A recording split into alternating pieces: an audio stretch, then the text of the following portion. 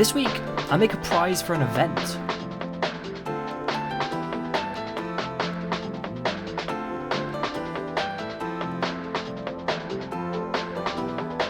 So my friend Monkey is hosting a Wild West themed 40k event in the near future, and I decided to make a cowboy style prize for it.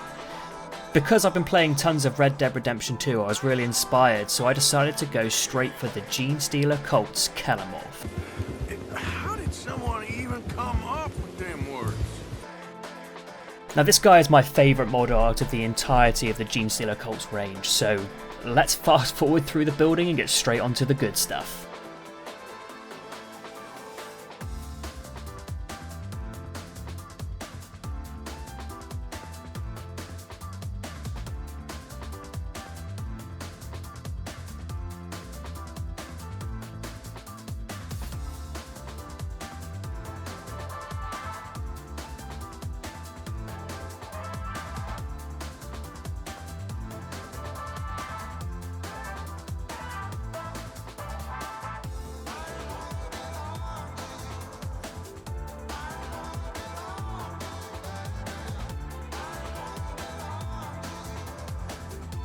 Here he is all built up, and I'm using a puppet's warhead that was given to me by my friend Stylus, so I could convert him to have a cool cowboy hat. I primed him black outside with a rattle can, not Stylus, the cultist here, and I mixed a 50-50 mix of Rhinox hide and Mournfang brown from Citadel to create a nice leather colour. This is going to be my shade and dark tone, everything else is going to be highlighted up on top of this. The next stage was to come in with pure thin down Mournfang brown and stipple on top of that. What this does is creates the first base layer of our texture. Leather is really great practice for texturing techniques because you can't really go wrong. Next up was a 50-50 mix of Mournfang brown and Balor brown to create my textured highlight layer. This was just some scratchy highlights all over the raised details. I'm generally using either a slashing motion or a dabbing motion to create these textured highlights. It's really easy to do, and even if you make a mistake it will just look like wear and tear. I then came in with pure Balor brown to create some final highlights on the highest details with a dabbing motion and some little scuffs and scratches here and there. I really enjoy this stage, it really makes the leather look beaten up.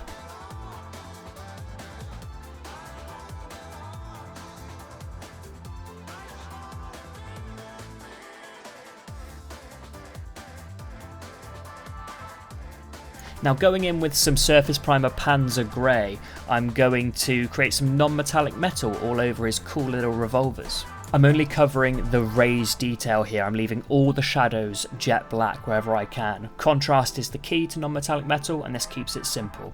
Then I'm going to mix in some Mechanica Standard Grey into my Surface Primer Panzer Grey and create my first highlight. These pistols are a great way to learn how to do non-metallic metal because they're cylinders, and cylinders are probably the easiest thing to learn how to highlight when you're doing non-metallic metal. I'm also doing this little pipe thing that he's standing on, even though I'm going to cover it in texture paste and dust later. Next up, some pure Mechanica Standard Grey to create the next highlight, this time going quite thin. The key here is contrast, so I've gone from dark to a slight mid-tone, and now I'm immediately going to start pushing it bright. Pushing it bright isn't a phrase, I'm going to push up the contrast, push up the brightness. As you can see I'm doing here, Mechanica Standard Grey is actually looking quite bright because we've gone so dark with the shadows. Next up, our penultimate highlight is Dawnstone, doing the exact same thing again but with a really focused area. Here I'm doing the orbs of light on round things and nice straight lines down the sides of the barrels. There are also a few other areas that I'm not showing right now that I was doing with this method. His little metal hood, his little searchlight and his trinket hanging between his legs. Sorry, trinket. The little Genestealer cult thing. The final highlight is Pale Grey Blue from Vallejo, which is one of my favourite paints ever these days, just so versatile. And I'm doing my final bar highlights, my final spot highlights, and it really ties everything together. And you know what? I'm really proud of how this turned out. You should definitely give it a go. Practice makes perfect, and I've slowly been getting better with this. The key thing here is to cover up all the highest edges with this too. The final edge highlight, same as if you're blending power weapons, will really tie everything together.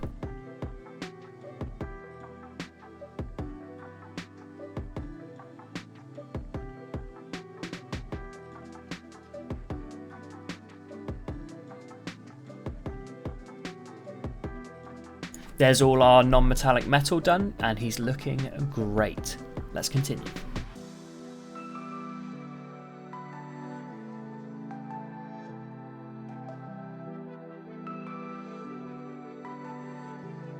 Now to do his carapace, I'm going to do this in a nice dark green, starting with Incubi Darkness and using a very similar method to how I painted the non-metallic metal. I'm going to leave black underneath so the shadows are naturally forming, and just layer up the top facing areas with Incubi Darkness. Next I'm going to follow that with more focused application of Cabalite Green, again just on the highest surfaces. All his arms are cylinder shaped, so if we just do bar highlights, that's straight lines in gradually smaller covering areas, it'll look really good. Coming in with a big jump in contrast now, we're going to use Cyberite Green. I'm going to do some minimal edge highlighting here along the joins of his carapace armour and continue with that bar highlight along the cylinder shapes.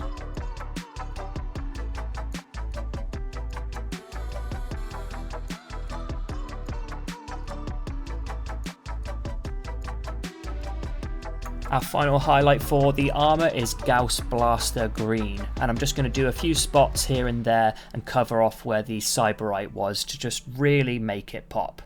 And now Bram.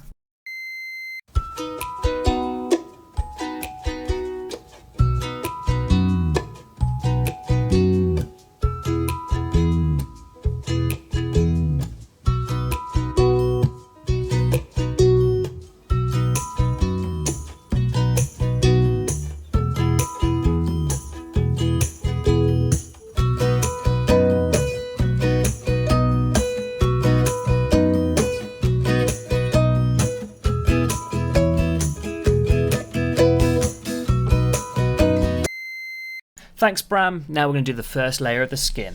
Rakarth Flesh is a very off-white tone and is perfect for this slightly unhealthy looking Genestealer skin. I'm going to use 2 or 3 coats of this because it doesn't cover very well over black.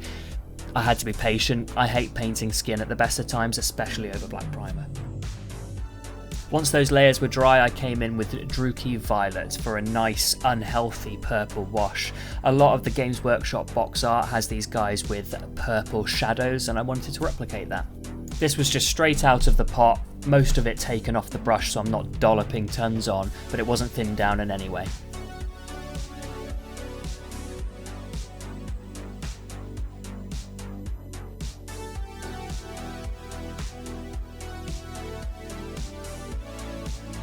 So while the Druchii Violet dries, we're going to go straight in with his cool jeans. I'm starting with a base coat of the Fang, which is a dark blue with hints of purple in, and I thought this would be a nice bit of contrast, some blues, some greens, some leathers all over the model. This took a couple of coats. The Fang doesn't cover very well over black, nothing seems to apart from the leather in this, but oh well. Then I came in with Rust Grey as my first highlight, doing exactly what I did with the leather and creating a distressed, stippled technique because denim is quite thick cloth. If you couldn't tell, I just looked down at my jeans then to confirm that. I've already painted the model, but I still had to check during the editing process. I'm going to take this moment just to reaffirm once again how much I love this model, just Space Cowboys. GW, do a whole range of Space Cowboys, please and thank you. Using Fenrisian Grey now to create a cross-hatch cloth technique. This is really good for heavy fabrics, basically going in with a diagonal stripe one way up and then coming down the other way with an opposite diagonal stripe, creating a line of crosses. This is great for any heavy fabrics and cloths, and I did exactly this with my Black Templars and their tabards. Finally coming in with some pale grey blue for a few little wear and tear scratches. Here he is with his new blue jeans that his mother sewed for him in the House of the Rising Sun. Did I listen to that song right? Now for his little hockey pad shin guard things, just straight Mechanicus grey with a side of my brush to get all that raised detail. I kept the highlights simple on these because they just don't draw that much attention. The attention is going to be drawn by his cloak and his colourful carapace armour. I also touched up his little booties because I'd forgotten to paint them in the non-metallic metal stage. Then I came in with some Dawnstone just for the final highlight on his shin pads. This guy's ready to play sport, shoot fools, he can do it all, he's the whole package, ladies.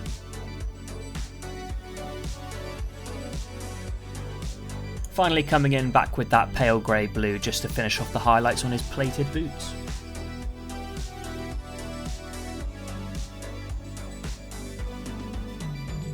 Still avoiding coming back to the skin, I needed to paint his bullets he's got hanging in his bandolier.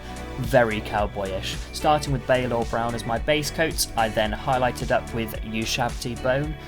They're all cylinders, so it's just straight line highlights straight down the bullets and a little dot on top of the round near the firing pin. Coming in with some Screaming Skull in an even smaller area, I'm just doing exactly what I did with the grey non-metallic metal, just with slightly different colours. The final highlight was done with, you guessed it, pale grey blue. And then just to really make this look like brass, I went over it with a thin wash of the contrast paint from Citadel, Skeleton Horde. One of the final spot details is his bandana, which I started with Corn Red. Then, much the same as I did with the later stages of the jeans, I started with a cross-hatching technique with Evil Sun Scarlet before finishing it off with Wild Rider Red.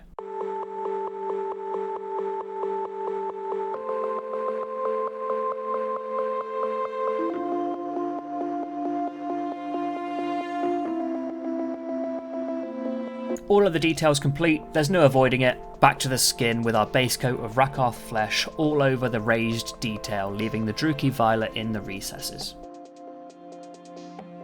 Keeping it simple with the highlights, Pallid Witch flesh was used to do the final highest areas all over the skin. I'm keeping it simple because I spent so long doing the cloak and the metallic stuff. When highlighting the face and head, I thinned down the Pallid Witch flesh quite a bit. I'm just going to call it off-white because I keep stumbling over my words. I thinned down the off-white quite a bit just to give a smooth transition. I then went back in with Druchii Violet into the eyes, which I'd blocked in with my pale grey blue. Love that colour. And then went into the Searchlight with the same colour. I tinted that off-white base coat with Eandon Yellow inside the Searchlight, so it had a nice glow. And then off camera, I added some Flash Gits Yellow just to really amp it up. Here he is so far, and I decided that he really needed a bit more Druchii Violet in the recesses just to really show off how purple he really is. I targeted this final wash into his joints and the big ridges between his knuckles, which are, looking at my own hand now, rather creepy.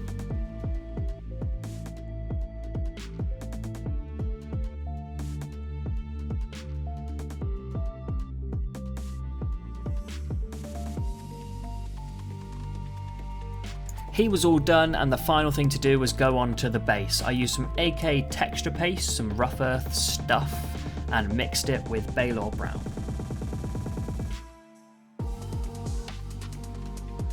Far too much Baylor Brown.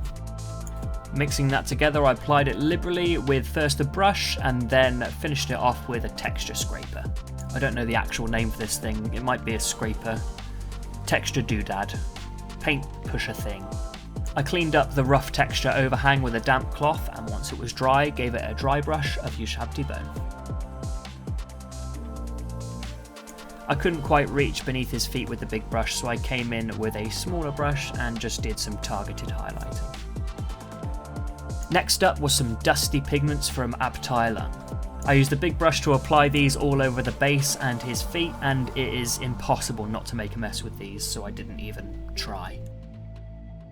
Once that was dry, I gave it a matte varnish just to make sure all the pigment was attached properly, and then I cleaned up the base rim before adding some tufts. These tufts are from Gamergrass and they're absolutely excellent. They're the best tufts you can get, in my opinion. I used a dab of super glue to attach it to the base because some of the pigment, despite varnishing, was still slightly loose, so the naturally adhesive texture just wasn't really working. And with that, he is complete. I've been Sam, see you next time.